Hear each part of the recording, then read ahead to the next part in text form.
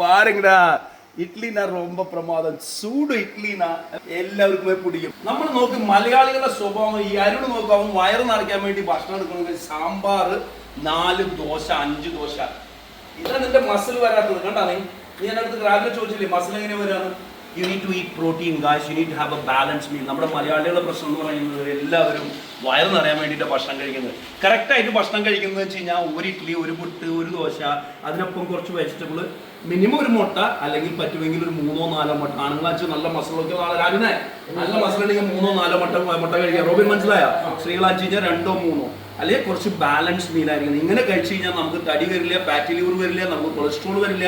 ഇങ്ങനെ ആയിരിക്കണം ഭക്ഷണം. ഇതിൽ കൂടുതൽ വേണമെങ്കിൽ നമുക്ക് മധുരക്കിഴങ്ങ് കിട്ടും. ഇഡ്ലി ദോശ ഒക്കെ ഒഴിവാക്കിയിട്ട് 2 പീസ് മധുരക്കിഴങ്ങ് വയ്ക്കുക, അല്ലെങ്കിൽ ബീട്രൂട്ട് ബോയിൽ ചെയ്ത് വെച്ച് വയ്ക്കുക. ഇങ്ങനെ ഒരു ബാലൻസ് മീൽ ഉണ്ടാക്കി കഴിഞ്ഞാൽ ഗടികളെ നിങ്ങളിപ്പോൾ ഇതൊക്കെ മാറ്റിയിട്ട് ഇതിലൂടെ സ്വീറ്റ് പൊട്ടറ്റോ ആണ് വെക്കണമെന്ന് വെച്ചാലോ, നിങ്ങൾക്ക് ഫാറ്റി ലിവർ ഉണ്ടെങ്കിൽ ഒരു 5 കിലോ ഒരു മാസം കുറയ്ക്കണമെങ്കിലോ ഈസി ആയിട്ട് പറ്റും. അതുപോലെ ഫാറ്റി ലിവറോ അങ്ങനത്തുള്ള എന്ത് ലൈഫ് സ്റ്റൈൽ ഡിസീസ് ഉണ്ടെങ്കിൽ ഡയബറ്റിക്സ്, കൊളസ്ട്രോൾ, BP ഒക്കെ കുറയാനും അത് സഹായിക്കും. ഒന്ന് ശ്രമിച്ചു നോക്കൂ.